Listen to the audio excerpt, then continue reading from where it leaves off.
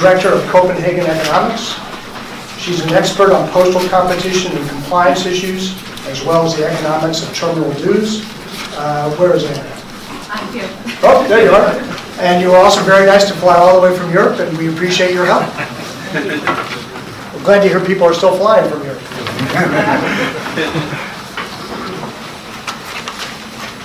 First of all, thanks for having me. I hope that I will be able to fly home this afternoon as well.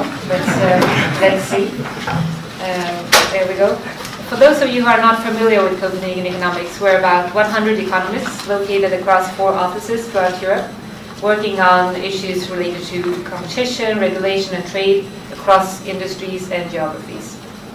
Within our postal delivery team, we deliver about 25 projects every year for universal postal operators, other postal operators, express and parcel carriers, ministries, regulators, and other international institutions such as the European Commission and European Parliament. One of our latest studies were actually for the European Parliament, covering the market and policy developments in Europe in the postal sector over the past few years. One topic on the agenda for today is what the definition of universal service obligation should be and how that definition should be determined, as we've heard about. Another topic is what can be learned from the experience of postal services in other countries. I will try to touch on both within the time I have here today. When talking about postal universal service obligation, we need to remind ourselves of 2 basic principles, as also touched upon by Tammy already.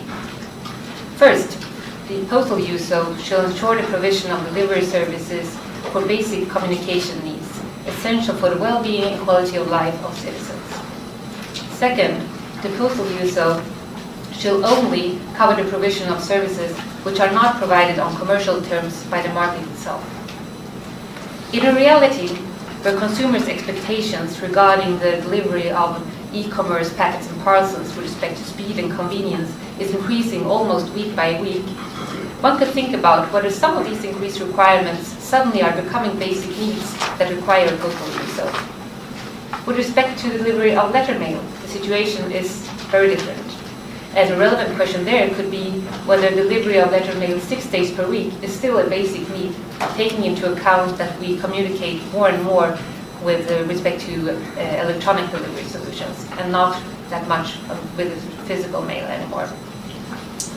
Looking at Europe, we have observed a number of interesting developments over the past few years relating to the definition of the postal USO. Although every national market is different, and although no market in Europe is identical to the US, there might still be some interesting lessons to be learned. If we start by looking at letter mail, we observe a trend in Europe of a general reduction in USO requirements, basically reflecting the reduced needs for these services.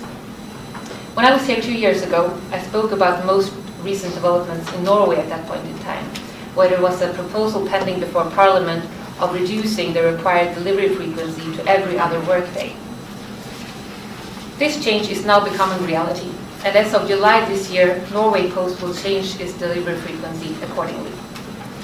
The changes in the USO in Norway are largely triggered by the fact that the Norwegian state is compensating Norway Post for the provision of financially unsustainable postal services. In this context, declining demand for letter mail delivery increases the cost of providing the USO, of course also increasing the compensation paid by the state to the Norwegian Post. At the same time, declining demand for letter mail delivery also reduces the benefit of the USO, since fewer people are dependent on these services for their daily communication. This creates a clear trade-off for the Norwegian government, who year by year pay more and more to maintain the current service level. A few years back, the Norwegian government therefore started to question whether the money spent on maintaining the high service level actually was worth it, or whether this money could be spent better elsewhere, for instance on education or healthcare. To provide the government with a solid basis for defining a new USO, my colleagues and I were asked to analyze the impact of a number of different USO specifications. We looked at the impact on USO costs and compensation paid to Norway Post, and we also looked at the impact on postal users. Our analysis revealed that reducing the delivery frequency from every workday to every second workday would reduce the USO cost and the compensation paid to Norway Post significantly while only having a minor impact on users of postal services. We also found that the relatively few users that were actually dependent on the higher service level could be helped in other, more targeted and less costly ways than maintaining a broad USO covering all users. These findings were largely driven by the fact that mail volumes per capita in Norway are very low. An average Norwegian citizen receives about 100 letters per year. This is less than 25% of what an average American citizen receives today. This, in combination with challenging geographical conditions in a large part of Norway and the large variety in population density, makes it extremely costly to maintain a high service level throughout the country, and especially in the areas with low population density. Reductions in USO and postal service levels is always a very political topic. And not the least because the areas that are costly to serve and where the largest cost savings can be made also are the areas where people have fewer service alternatives available. For this reason, delivery in rural areas have been and will continue to be the core focal point for the postal policy debate in many countries, especially in those where there are large areas with scarce population density and challenging geographical conditions. One of these countries is Finland, where policymakers actually have chosen another direction than in Norway, actually allowing the national postal operator to reduce delivery frequency, but only in the areas where competition is present and where users have access to alternative options. Another interesting example is provided by the developments in the Netherlands, where mail volumes per capita has halved over the past 10 years, basically putting them at the same level as in Norway and make it impossible to maintain a profitable postal service going forward. As a response to this, the Dutch national postal operator PostNL proposed in the beginning of 2019 to acquire its main competitor in the letter mail market. PostNL argued that the increased economies of scale that the merger would bring basically would absorb the negative impact of strong volume declines. The Dutch competition watchdog blocked the planned merger, arguing that it would create a monopoly. The takeover was expected to lead to increasing prices of postal products, notably a 30 to 40% increase in business mail prices, and also substantial increases in stamp prices. The benefits in terms of a single cost-efficient network were not considered to outweigh the likely negative impact on prices. However, in the case of a blocked merger, the Dutch legal framework actually provides for the opportunity to apply for approval of the merger to the State Secretary of Economic Affairs and Climate Policy, who then can overrule the decision of the competition authority on the basis of a significant public interest. Based on such a request, the merger was actually approved in late 2019. According to the Deputy Minister approving the merger, the takeover was necessary in order to ensure the continuity and the continued provision of postal services throughout the Netherlands as a reliable, accessible and affordable manner, and also benefiting the job security of thousands of mail carriers. In parallel to this, Dutch policymakers are also starting to review the Dutch Postal Act of 2009.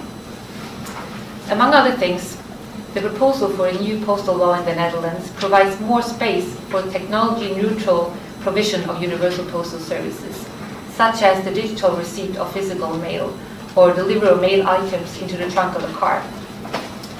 This regulatory approach focuses more on the end goal of postal services rather than the way in which they are provided, providing the opportunity to require a high standard USO while still allowing for flexibility in its provision.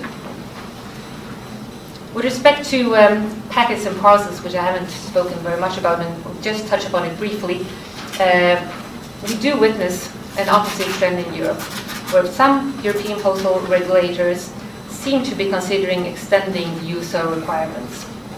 This relates specifically to the delivery of packets and parcels in rural areas, where the access to physical stores is more limited and where one could imagine that people are more dependent on e-commerce, and also where the access to alternative delivery options normally is scarcer than in the urban areas. So far, however, we have not seen any evidence of the current USO requirements being insufficient in this respect. We also witness a trend where increasing demand for e-commerce deliveries also triggers increasing supply, not only in the most urban areas, but also in more rural ones. An extension of the USO and its requirements in this respect would thus have to take into account any adverse effects that this might have on the development of competition and new service offerings. Ultimately, the definition of the USO needs to be based on an assessment of the costs and the benefits of different options, like the situation in Norway. Ideally, it should also be forward-looking, considering the dynamics of the postal market and changing user needs, as in the Netherlands. Only when we have an overview of these dynamics trade-offs will we be able to make informed decisions about the future of the postal USO. I think that's where I'm stopping now. Yeah, thanks. Thank you so much.